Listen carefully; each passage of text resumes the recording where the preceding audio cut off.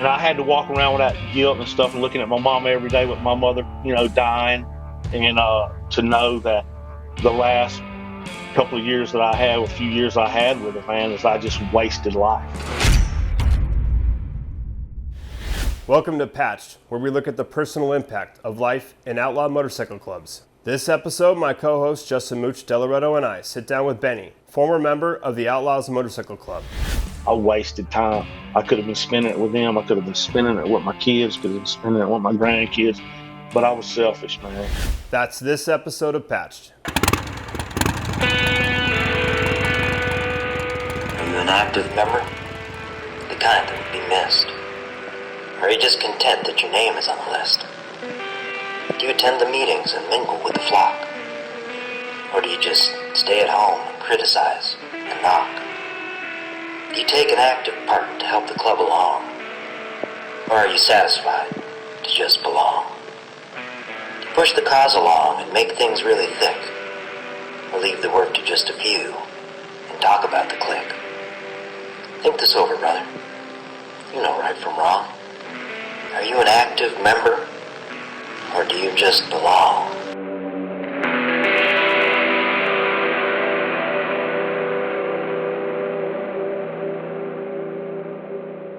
Hey, what's up, Jason? Good to see you again. Always good to see you, brother. We have a question from one of our viewers. When 1% clubs travel into other states that have different 1% clubs in them, what happens? Do you have to notify the clubs in advance or take your chances there won't be trouble? That's a great question. And for anyone that's been on the road and any club out there, always the best option is communication. Now, whether you plan ahead and do it or not, I'll just tell you that there's always safety in communication. I can't go any other route because it's worked for me in the past when I've taken charters across the United States. So it doesn't hurt to make a phone call and let people know you're coming through. It just keeps the surprises from creating issues.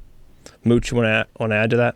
Yeah, I think it shows a lot of respect to reach out to whatever the dominant club is in that state and let them know that you've got some guys passing through or you're passing through. The caveat to that is obviously clubs that aren't getting along, there's potential for danger. But, what I've seen the flip side of that is letting them know you're just passing through. When the club I was in wasn't getting along with the Angels, and I knew that they were just passing through, alarm bells weren't going off because you didn't have to figure out what are they doing there. Are they hanging out? Are they going to bars? You knew they were just on their way through to an event somewhere else. And so I think that communication is really important. I don't think, there's no firm rule on it by any means because there's no one to enforce it if it's in between clubs. But I think it's best practice to really reach out and let people know when you're passing through. Another thing to add to that is remember the times of the year, right? When everyone travels the same time of the year. So for most dominant clubs, they have 3 runs that they do, right? So they do one across the middle of the summer, and they do one at the end of spring and one at the beginning of fall, right? So if you are thinking logically, you guys are going to be on the road at the same time during those times. So if you see large packs, just know that they're probably on their way to a run somewhere, and take it as that first and not as a threat. So it's just some knowledge just to think about. It's just everyone's doing the same thing. Just like how the Harley Davidson dealership in your town is the only place to buy parts. So what are you going to do? You're going to run into guys from all around town at that dealership. So just use some common sense when you think about those things. Another question we got is what happens when 1% clubs show up to a spot and there's sport bike clubs there or sport bike riders? And honestly, for the most part, those are two different worlds. And at least from my experience, there's not a lot of overlap. So generally, as long as everyone's respectful to each other, there's no issues. And a lot of times, even though they're riding different bikes, they're still motorcycles. And we end up talking bikes, talking about motorcycles, and just talking about, all the things that come with being on the road. So I've yet to see that be an issue. Yeah, and you can have some of the best times with guys that are in something different than exactly what you're doing. So be open-minded. It's always good to have a larger group, a larger network. And I know it's worked for me in the past, and it's something that I would always steer people to is to get out there and meet people when you get off your bike and there's people with bikes in a parking lot. What can that hurt? So here's a comment we received from one of our viewers. Hopefully this podcast will help clubs get it, that they need to learn to get along, live and let live, and focus more about the passion for motorcycles and not the politics and the egos. That's a loaded comment. It's a tough one, like we talk about so many times. How do you set aside your ego when you're putting on this thing across your back that basically is, not only is it a target, but it is labeling you as this macho, tough guy, to everyone in the neighborhood, to everyone that you ride by on the road. So how to set that stuff aside to understand that you've already, like we've talked about, that you made it to the top, that you're this guy that doesn't need to prove anything to anybody because you're in these clubs. That's a battle, right? So I'm not really sure if that ever going to happen, but we can always hope. And the more people that introduce themselves to each other and get to know other brothers from other clubs, it's only going to get better. That's my opinion. Yeah, I think you're right. And we've talked about this quite a bit before that, the more we kind of peel the onion, so to speak, we find out how all these guys in all these clubs share so much in common. And it should be that what we share in common is the love for motorcycles. Absolutely.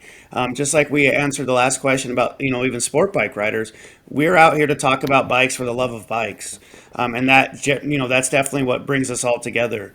But the inherent part that comes with that is, as these national clubs or bigger clubs, they have to deal with politics, and that's part of the life. You get a lot of alpha males together, and egos are going to be a thing. And so, there is no easy answer, and there is no way to say how can these things change. But hopefully, by seeing how much we all have in common and our love for motorcycles, hopefully that's a step in the right direction. Absolutely, Mooch. On this episode, we have former Outlaw member Benny. Benny was a Desert Storm Army veteran. After leaving the military, Benny had opened up a Christian rehab facility. After that, he ended up joining the Outlaw Motorcycle Club world and became a member of the Outlaws Motorcycle Club. We had a really great conversation, and I'm excited for you guys to hear it. So check it out. So today we have Benny with us. Benny's a former member of the Outlaws Motorcycle Club. We go back a little ways, and we're happy to have him on the show and kind of hear some of his story. So welcome, Benny. Thank you, man. I appreciate it. One of the things we've talked about in some of our episodes before are some of the parallels between being in the military and motorcycle clubs and a lot of veterans joining clubs. So can you tell us a little bit about your military experience before we get into the club stuff? So I joined the military when I was in 1986, I think, when I was 20. Stationed at Fort Campbell, Kentucky, the 101st Airborne Division. I was stationed at the United States Military Academy at West Point for a little bit, and then to Desert Storm, and then got out of the service in about 91. What kind of drew you from going from the service to motorcycle clubs? For me, man, it's like I told these fellas the other day that it wasn't brotherhood. I mean, to be honest with you, I saw it. I knew somebody that was in it, and I just, to myself, I thought, can I do that? So you're saying, Benny, it was something that you wanted to achieve and put yourself through to say, I can do that. It didn't matter about trying to find a group of guys to have a brotherhood. It was like, hell yeah, I want to become an outlaw biker. Yes. Yeah. I didn't really know that much about it. Down here where I live, there's not a ton of it. Atlanta, was a chapter started in 1970 there, so they were there. But in this state, it wasn't a great big thing. You know what I mean? So it was I just happened to come across it. And so part of mine is that, I'm an open book, man. So in all of this, I just want, maybe my story will help somebody. Or in any way of life. That's where I'm at in this journey that I'm on now. So one of the things that we've talked about before too is that motorcycle clubs are very structured, and people think this outlaw club life, and there's so many extra rules and structures. How would you say that paralleled to your experience in the military? I was in the Army, and in Army Marines, that all stuff is strict discipline, training, and all of that stuff. So you see things in the service, sometimes that it hardens you and stuff like that. So if you go to war, then running the roads and all that stuff, and being together and being a unit. It's like I tell people, when that pack moves down the road, it just looks like to them, but we know when we get into a pack, that thing was precision, and that's the kind of thing that came along with it, the rules. And when I first got in, man, the bylaws were that thick. They cut them down to 10, And when somebody does that, you come out of the military, brother, you do TM manuals and everything's spelled out. But when somebody does that and takes it down to somebody that says to me that, mm-mm, I just that was something that kind of was a sticking point for me. But that had to be hard for someone that was used to, like, hey, things are cut a certain way, this is how we do them. Yeah, man. You started in and there was a pack this big, and then all of a sudden, before you know it, you reduced half these rules out. Well, it's like, why are we cutting out rules when we know rules keep people, like, maybe not in line, but they keep people towing the line? You know what I mean? And towing the line is what keeps the club moving forward. Right. So I'm sure it was difficult to deal with all that stuff. Yeah, and what I figured out was that what happens in those situations is that the people at the top like it that way because those rules can be interpreted by them.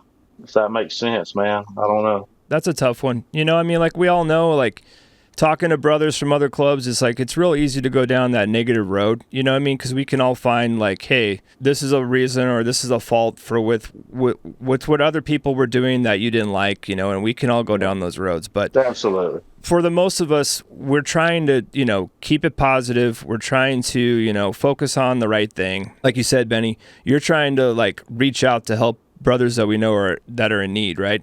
Absolutely. A big thing that Mooch and I are, like, really excited about, this is our second season doing the podcast, is that how much great feedback we got from brothers out there already, just on our first season, on our first couple of podcasts that people watched, just saying how much it influenced them or how they felt that they weren't alone in this, like, having these thoughts of, like, I kind of feel alone now that the club's not at my, at my beck and call, or I'm not involved in it. Like, who do I go to talk to?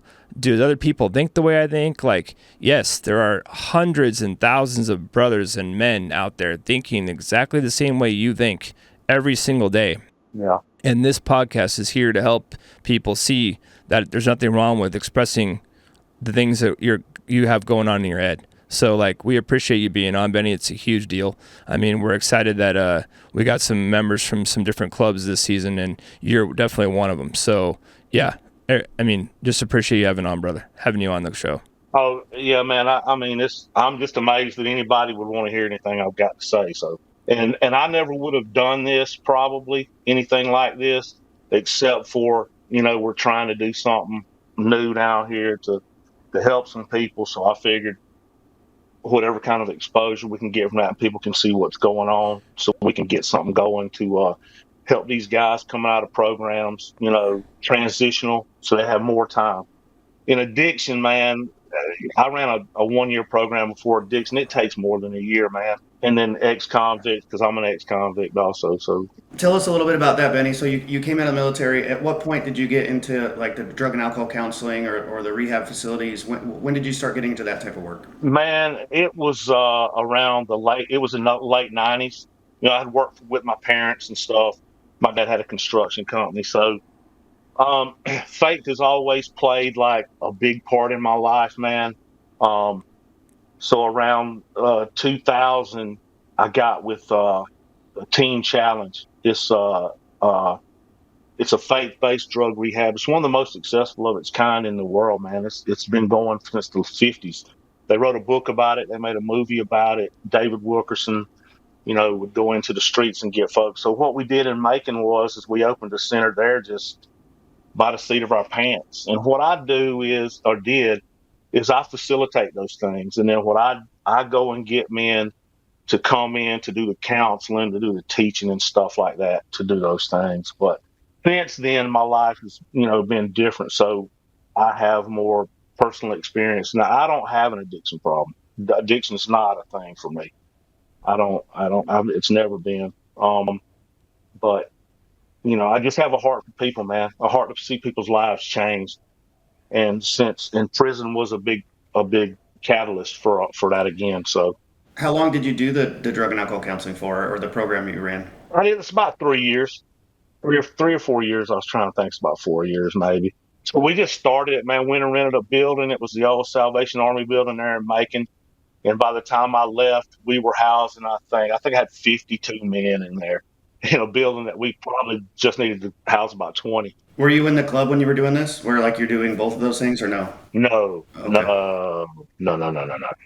See, this is part of like the Teen Challenge thing is part of one of the biggest charismatic denominations in the world, the Assemblies of God. So in doing all this, man, we've seen the bad side of things in our lives. It's the way it is, you know. But man, Christian people kicked my teeth out over this thing. And that's what caused me. I just turned around and walked away, you know, and it wasn't, I got kind of disillusioned with it, I guess you could say.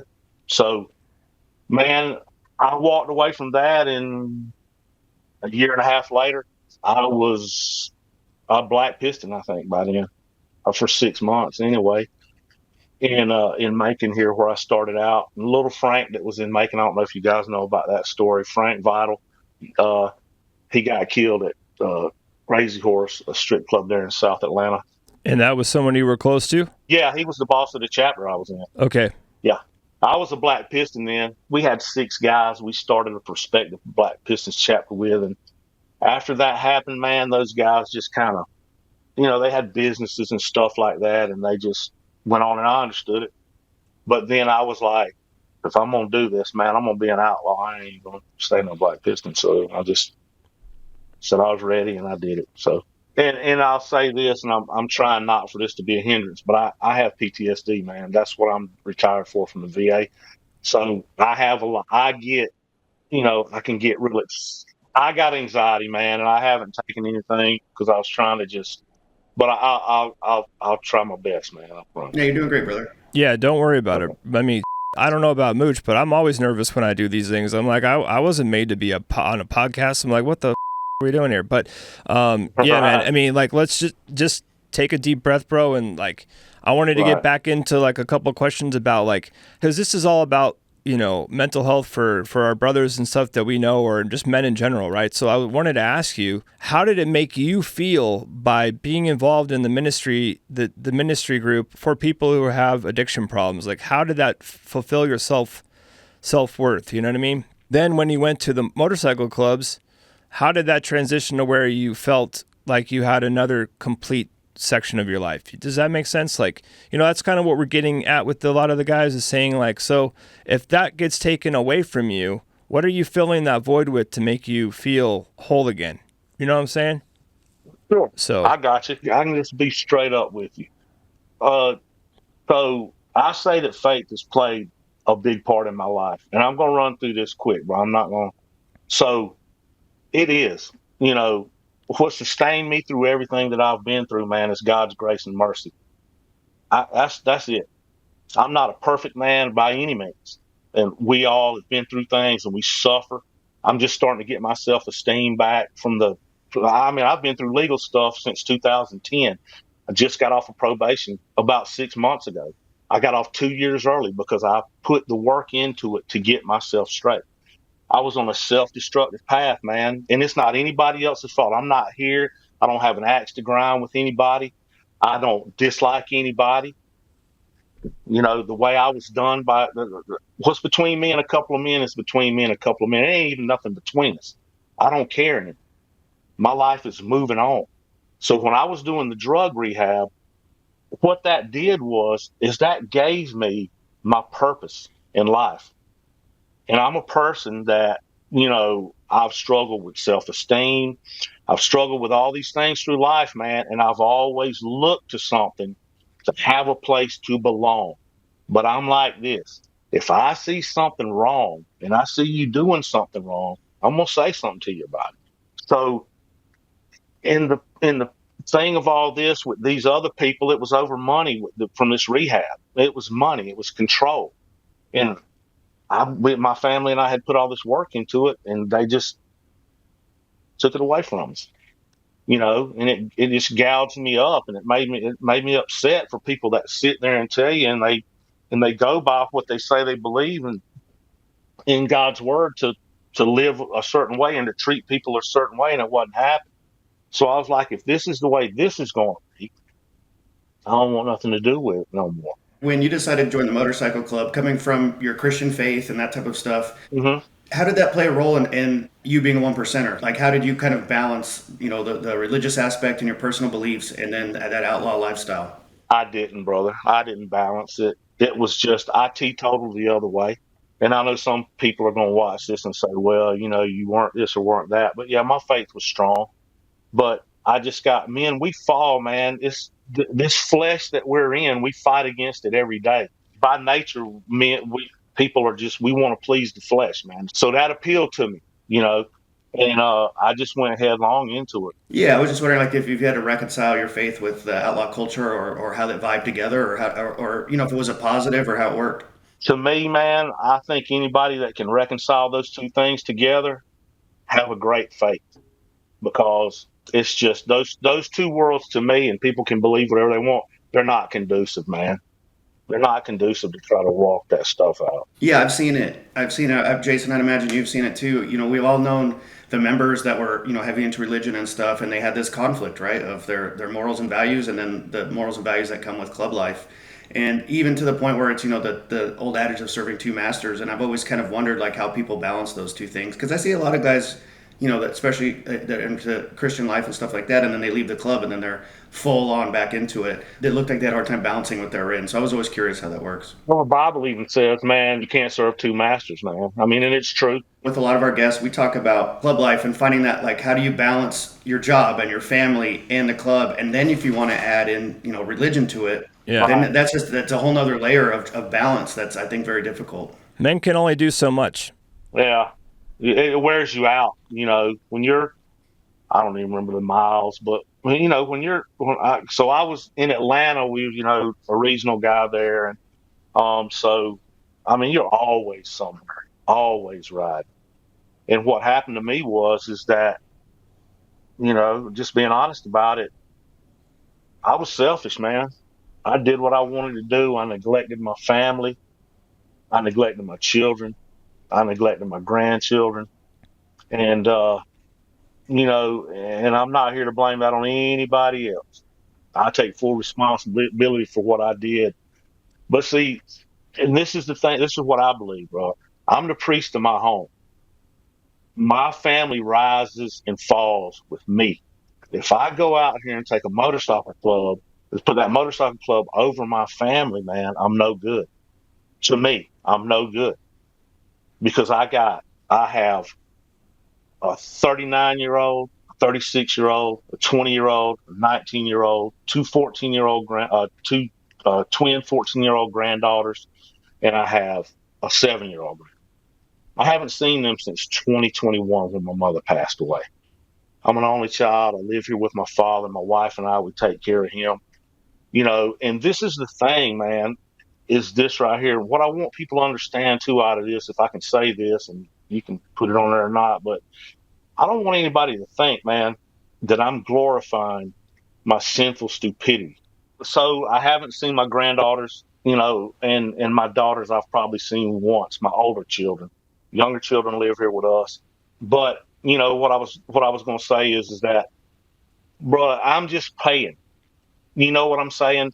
Because I went back to faith, because I went back to Christ, because I went back to faith, doesn't mean that I'm not going to pay for the things that I've done.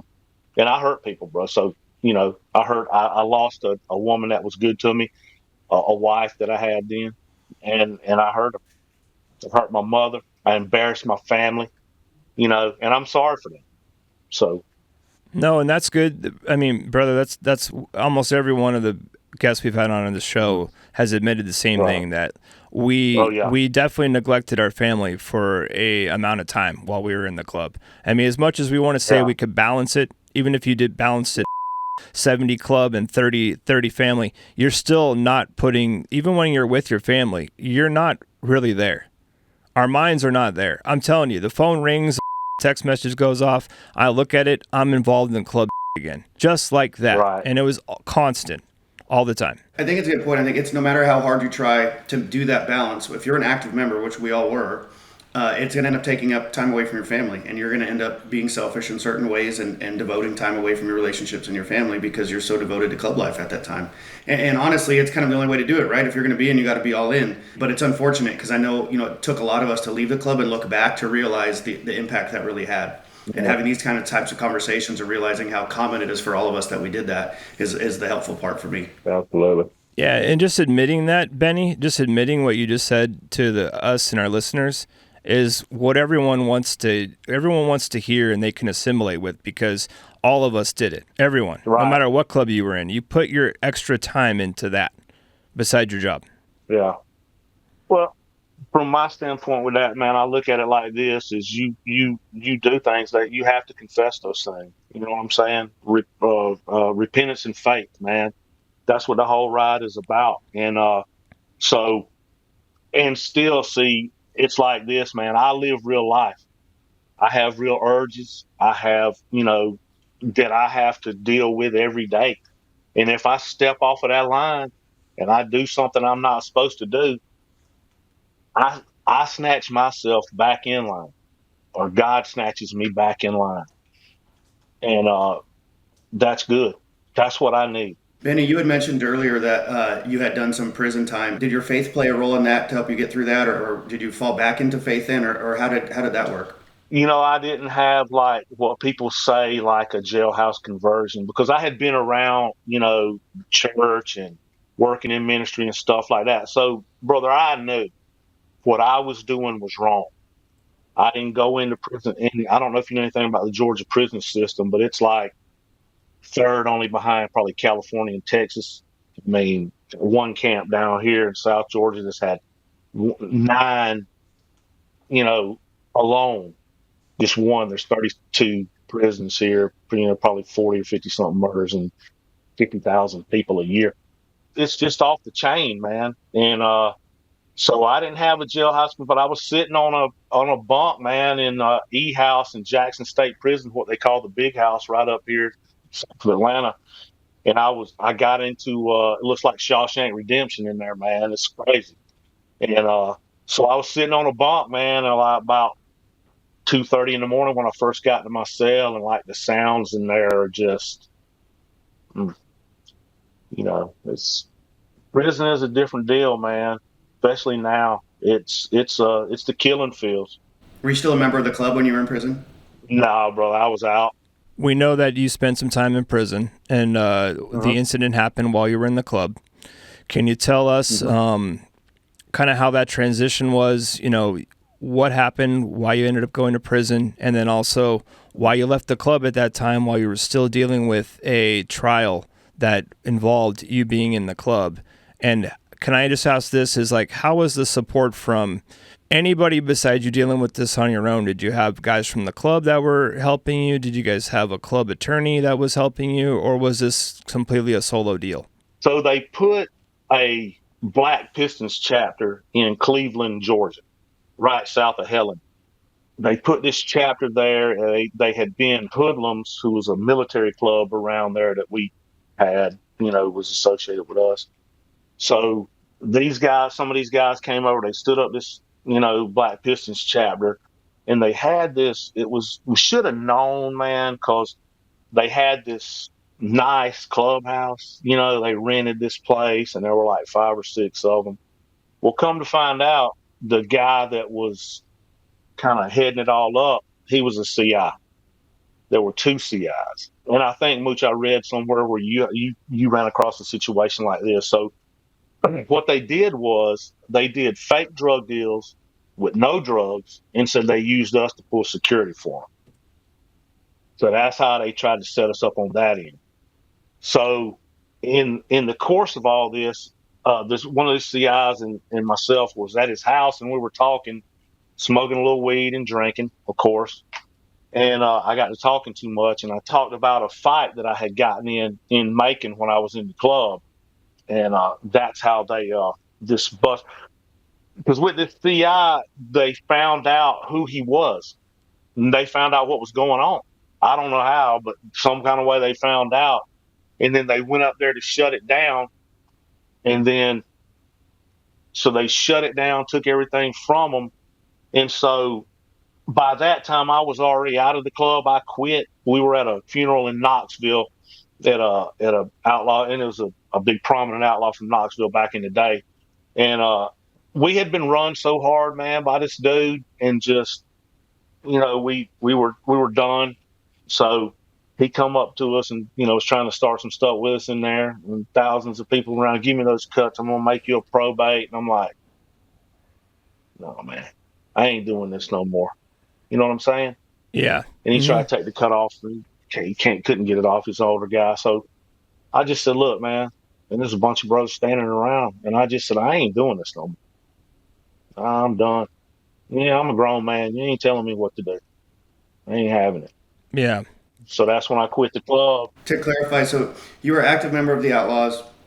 You had ended up getting into a fight at some point, and a CI that was involved in the support club had kind of got you Right. talking about it, and that's Right. ended up sending you to prison. Is that correct?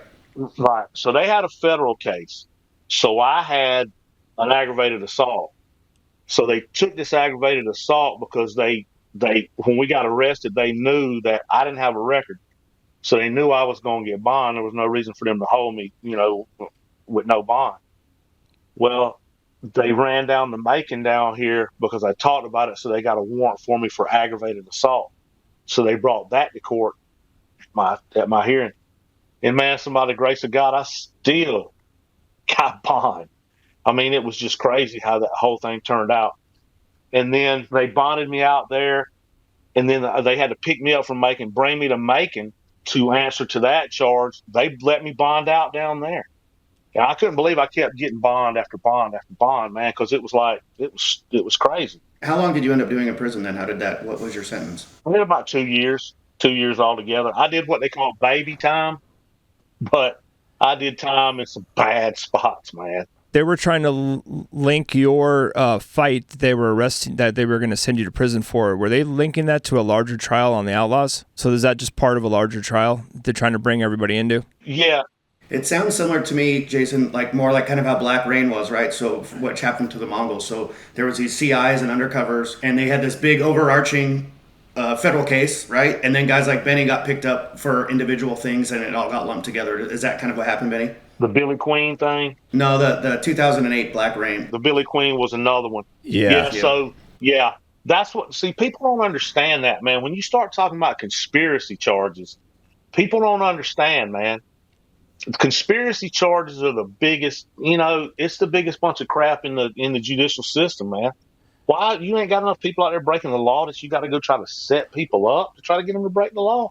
It's wild. It's absolutely wild. We all know why, right? They're trying to take our patches from us, right? So if they can get enough stuff on a club, amass enough stuff on a club, and then go after, eventually they try to go after the properties of you owning that patch and that logo. That's what happened with the Mongols, right? Yeah. And they were probably maybe just a little too premature to try to do that with the Outlaws, but that's what the Mongols fought for over a decade, was keeping that patch in their legal properties. So they're always trying that with I'd say the top 5, the top 10 clubs in North America. They're always going to try to put these things out there, amass a bunch of different offenses, and put them all into one big thing, and then they're going to try to go after that group based on all those offenses that they can add up, because, just like you said, you were just talking about it over a beer and, smoking a joint. And it's like, next thing you know, that's like lumped into this overall case. And you're like, well, that was years ago. And how do you even know it happened? But they're going to take all that and throw it there. And I think what we're going to get at, the next thing to get at with this is like, so while you were going through all this, did you have any help from anybody else? And how is your mental state? Because that's daunting to think that you're taking all this on yourself while you're trying to still pay the bills all the way up until you go away. You know what I mean? And then think about your family's how they're going to survive without you being around. So what was all that like, on you mentally? It's just stress, but this is the way I look at things is basically this way. You can't cook me and eat, but you can put me in prison. Anywhere you put me, bro, anywhere you put me, I'm going to survive. I'm going to survive. I'm going to make my steak better. You take me to the worst prison cell, jail cell, whatever, I'm going to clean it up, and I'm going to get back. I'm going to keep my hygiene up, all of those things. You got to keep yourself moving. You got to keep yourself clean. You got to keep yourself up. So if you realize where you are and you've got a survivor's mentality that, you know, they might kill me in here, you know, and if they do, then I'm just dead. But, you know, my main goal is to survive this and to come out. You know? So basically, those three like steps you were just talking about, like, hey, keep yourself up, keep yourself clean, keep your head strong, right? Those are all things you take into almost every single aspect of your life, right? There is no situation, there's no stressor that I can't get over because I've been through all this stuff. I've been through Desert Storm. I was in prison. I was in an outlaw motorcycle club, and all I kept saying to myself was, keep yourself up, keep yourself clean, and keep yourself moving forward. Oh yeah. Like those are great things. Those are great, simple things to tell our people who are listening to this podcast.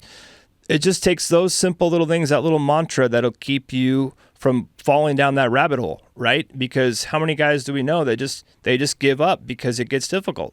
Right. And I know it's tough, man. There's no way you can tell me that the stress wasn't killing you inside. Oh yeah. But you knew that you had to keep fighting. Yeah. You knew you had to keep fighting. There's a light at the end of the tunnel. You just gotta get there.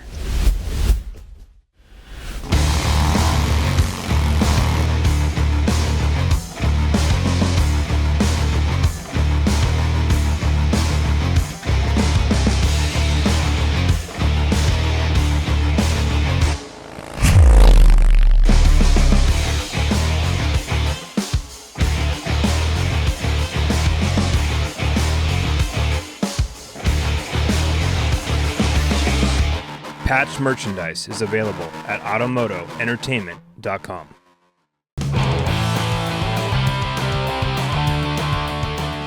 Hey, what's up, guys? This is Mooch. A lot of you have been asking where to get an autographed copy of my book, and the only place you're going to be able to get it is here at the automotoentertainment.com website. The link's down below. We'll have paperback and hardback, so click the link, check it out, and get your signed copy today. That's great, Mooch. A lot of people have been asking me about that. It's a great read, and you guys got to check it out. One thing I've learned, man, in life is and I'm not an old man, I'm 59, but one thing I've learned in life is that whatever comes at you, just bear the brunt of it initially. Hold on, settle yourself, and then let your mind work, man, and then start trying to figure out how to move this out of my way or to whatever. When I was in the Army, I tell people this, man. I was young. I was with a lot of young dudes, but one thing, they could come to us and say, we need to move that mountain, and everybody get out a spoon and go over there and start eating. You know what I'm saying? Mm-hmm. We're going to move it. Let's move it. Let's do what we got to do. So that's the way I look at life, man. And I failed a lot, bro. I mean, a lot. But, failure is not fatal. You just keep picking yourself up. You just keep getting back in the fight. You seek the help that you need. And for me, that help is running to the Lord, man. That's just the way I see it. That's what I do. Not perfect by any means, but riding this thing out every day, man, and having to repent of what I do. That's what works for me, man. So, Benny, after getting out of prison, what was next? How did your life go after that? When I got out, man, my mother was starting to get sick. She had started getting sick while I was in prison. She had dementia, so I stayed here for 3 years with my dad. I'm an only child. My dad, man, my mother and father met like on the 2nd of August, got married on the 28th of August. They were married for 62 years when she passed, man. My dad, man, is one of 17.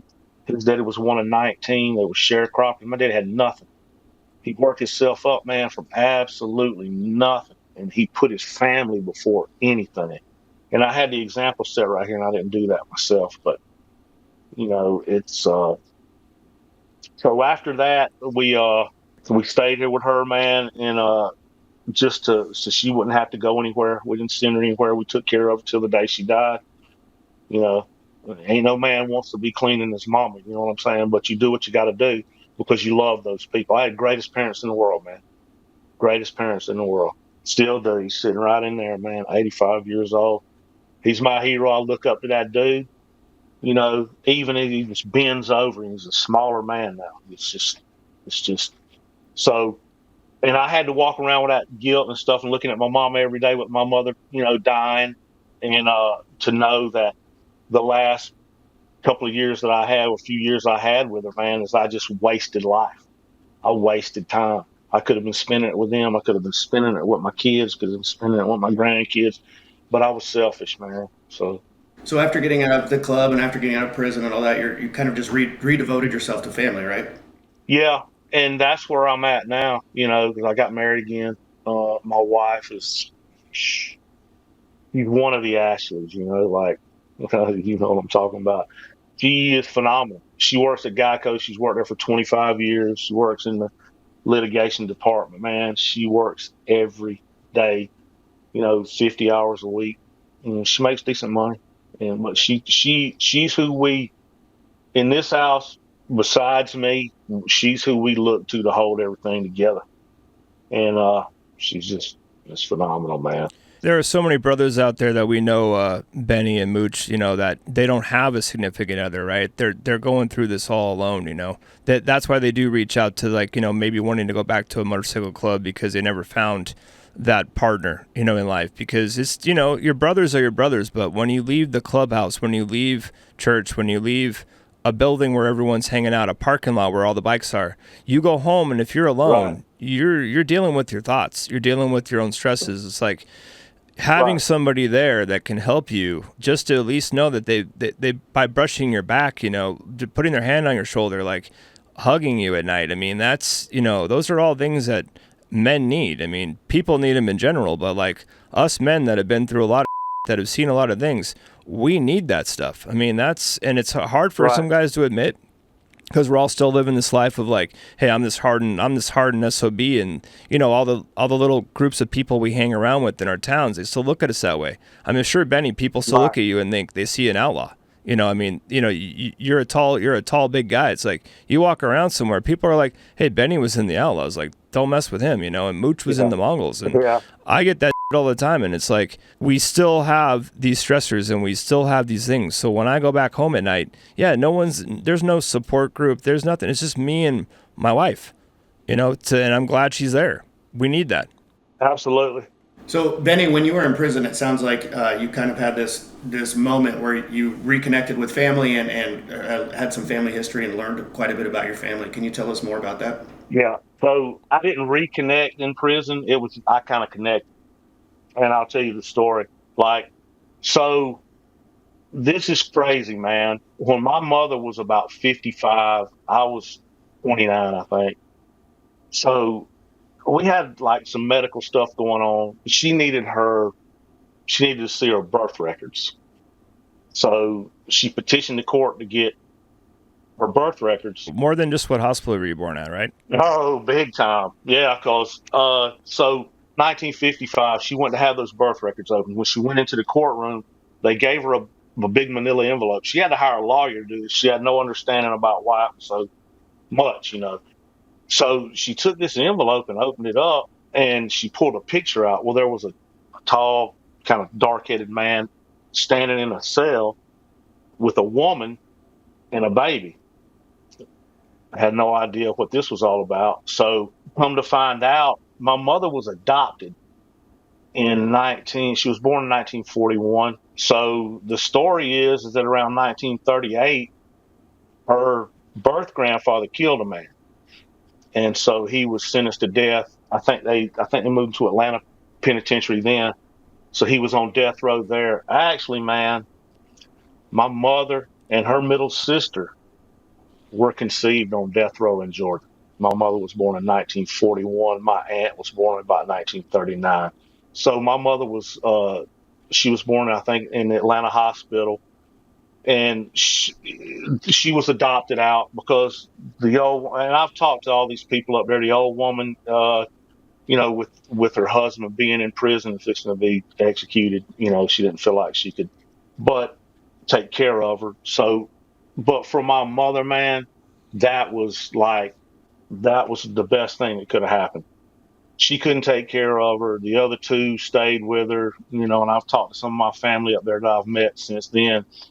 And, they had stuff happen to them. So my mother got saved from all that. But when I ended up in Jackson State Prison, I ended up in E House on the backside, and right 100 feet from where I was is G. That's death row. So I knew about a cousin that I had from Elberton who I had never met, who is on death row right now since 1991 for a murder in Elberton County. And there was a guy next to me who actually fed death row, so he would go over. So what I did was I wrote a little kite, and I asked him if he knew this dude, if he'd run, because there's only like 30 guys over there on death row anyway. So he said, yeah, I know who he is, man. I said, hand him this. So the dude took the kite over there for me. So we started conversing back and forth, and we knew who each other was. But, and then like the last time I talked to him was probably 2 years ago over here on a cell phone. He had a cell phone on death row, man. I mean, it's just stupid. And so after my mother found all that out, she met her family there. And the story is, and my mother told me this, is that those are hillbilly folks up there, up above Athens in Georgia. So they're hillbillies. And so my mother went up there, and my grandmother was alive, still in a nursing home, my birth grandmother. And they say my mother walked into the room, man, and the old woman was like laying in a hospital bed, and she was looking that way. And so my mother walked over to the bed and stood there, and all the old women in there, they're real women of faith. They were all in there praying for the woman and stuff. And so they quit. My mother went over there and stood by the bed, and the old woman looked back at my mother. And when she looked at my mother, my mama said, my baby. She had never seen my mother. Wow. Since she was born, she just gave her right up, man. So that's that story. You in situations, man, you look at yourself and the kind of family you come. I come from a middle-class family, man. Ain't no bikers in my family. Wasn't many soldiers in my family. So I've done things that a lot of these guys have never done. And well, so Benny, let me ask you. So now that you're out of the club, you're out of prison, you're off paper. Right. What are you doing now? What's kind of your goals, or what are you working on? What do you have in front of you now? So, of course, like, church is every Sunday I'm there, Sunday school and in church. I go to a very small town. I just want to say this too, man, if you don't mind.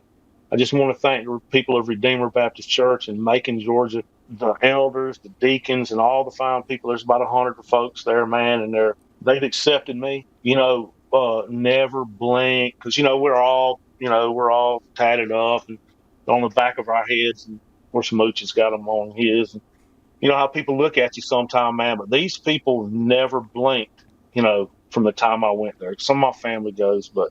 So you're going to church. What else? Like, do you still riding motorcycles? Are you still staying active? Oh, yeah. Yeah, man. We've got 4 motorcycles here. Got a 77 Electric Glide, 86 Softail. Got that new CVO Road Glide. Rode to Sturgis this year. It's about 5,000 miles, I think. We rode out there. We're going to Yellowstone next year, and then back to Sturgis, and then back home.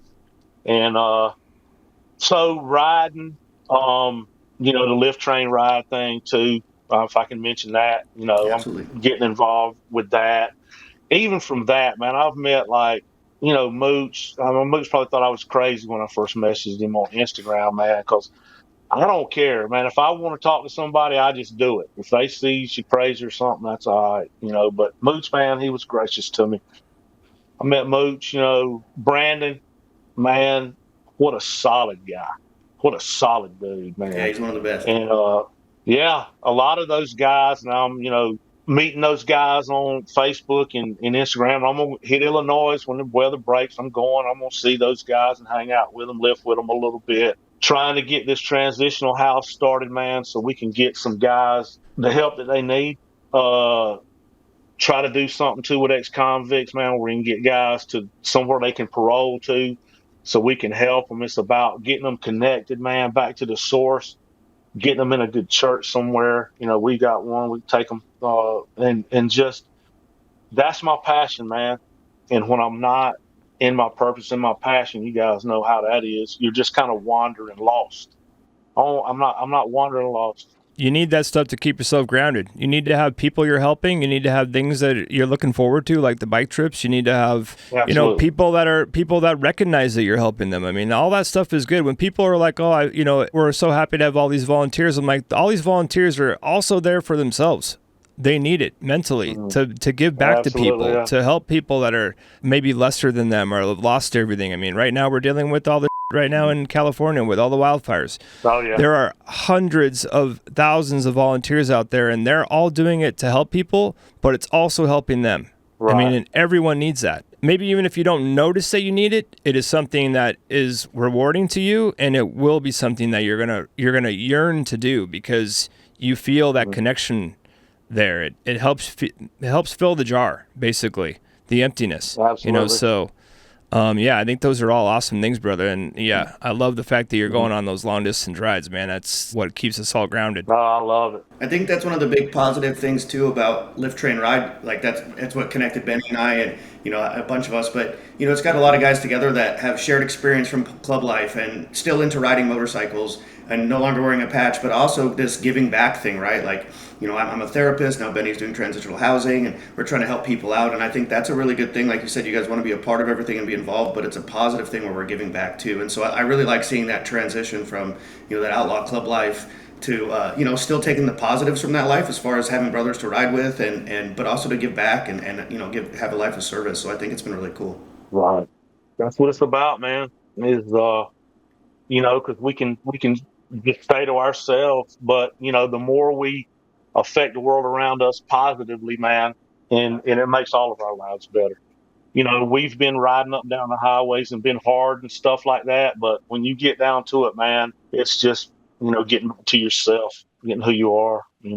And I'll always go back to saying this is like anyone who was in the club, and if they're a stand-up guy, when they get out or even when they're in, they have a group of people that are looking to them like a Robin Hood role model, right? Right. You're that guy in the neighborhood, right? So you need to take it upon yourself to understand that there are people looking at you like that. There's a responsibility with being in the club and then being out of the club and still carrying yourself with the same style. Like you need to remember there are young men out there that are looking up to you as a mentor. You have to take that into consideration every day because it's there. Believe me. Absolutely. It's there. Yeah. Well, it's like now, after all these years, and I can think back to when I was a young fella, I was dumb. And not that I'm not now, but you know what I'm saying, is that you live life, you experience life, the good, the bad, the heartache, the death and everything else. But you don't stop living. I see these guys, man, and they're like, they get out of these clubs, they quit these clubs, or somebody don't like them and you get put out in bad after you quit the club, then they run around behind you and have a secret meeting and put you out in bad, and you never find out why you're out in bad standing or whatever. But man, life goes on. Who cares? You got it. Is there 60 places I can't go in the United States? Okay, then that's okay. There's 6,000 places you can go. You know what I mean? There's 6,000 places you can. There's 6,000 places you can still that's go. What I'm. Yeah. That's what I'm saying. 60 places. I'm talking about. Clubhouses. I can't go. So big deal. Exactly. You know what I'm saying? So yeah, you don't want me, then I don't need to be around you. But there's plenty of people out here that want to share time with me and want to be a brother with me, want to ride up and down the highway, and we deal with life together. And then we take what we have, the experiences that we've had, and some of these young guys that we're around. I'm all into taking what I have and telling a young guy, look, man, if you're what you're doing is going to lead you down a bad path. So you need to think a little bit, like that. So, Do you have any shout outs you want to give, or like I said, talking about your transitional housing? Is there anything you want to promote? Yeah. So in Warner Robins, Georgia, there's Living Tree. A young lady named Ginger Scott has had that going since about 2017. And she has about 5 women, and they have kids there, man, getting kids back with their mothers. See, what's happened in this country, man, they have destroyed the family. That's what they've tried to do, is destroy the family. So what we have to do is we have to try to put that family back together. We have to teach men how to be men again. Say, this is who you are. This is what you were created for. So if I could, man, I want to say this just to some people, because you asked me a while ago, like, did anybody from the club? I was out of the club. Nobody helped me do anything. Robert McNamara, we call him Wire Tie, from Lucky Clover Cycles in Mims, man. He's been a brother to me. He wrote me in prison. Howard Brown, and I'll say this, and I want to say GBNF Howard Brown, man, he was a black piston, went through stuff. They turned their back on him, too. One of the greatest guys I've ever known. He wrote me in prison, but he's gone now. My dad wrote me. My daddy can barely write, man. 5th grade education. Those 3 people wrote me while I was in prison. That's it. Those are the people that, me and Bob, we've been friends a long time, and we go at it. He's from Philadelphia, a Yankee. I'm a redneck. We just clash like that. But I never turned my back on that dude, because when I was down, those guys said, I remember you. You're good to me. They made the time. That's it, man. They made the time. And I'll say this too, man. My granddaughters, Zuri and Aslan, and Janora Taylor. I love you, and I'm here whenever you need. And I don't like to get emotional, but I don't have an opportunity to say anything to them. So if by chance one of my cousins shows this to them and they see it, I just want you to know, no matter where you go in this world, no matter where you are, no matter when you need me, you know where I'm at. You have my phone. You just call me. And with everything that I am, and I'm sorry for those things that I've done. So that's what means something to me, man. It's my family, my God, my family. And, it's rough sometimes. So, and I'll leave it with this, man. I'll say this, and I hope people understand where I'm coming from, and that I'm coming from a man that's imperfect, and I try to do the best that I can. But the Bible says that if we confess our sins, that He's faithful and just to forgive our sins and cleanse us from all unrighteousness. And that's the path that I'm on. And I know people are going to look at me, man. I know you did, Benny, you did this and you did that. That's right, bro. Anything that I've done, I can confess it and I can move on. So that's just where I'm at.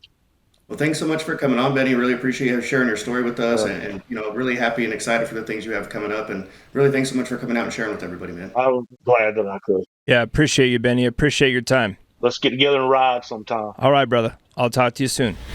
This portion of the podcast is brought to you by First Bank. Thanks, First Bank.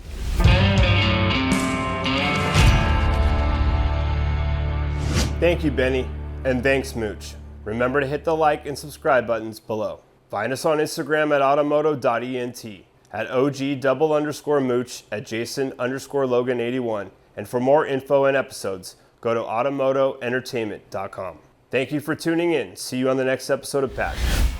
Patch merchandise is available at automotoentertainment.com. The Patch podcast series is brought to you by Oak and Iron, Craft Cocktail Bar in Thousand Oaks, California, by Outdoor Creations, serving the Southern California and Nashville areas.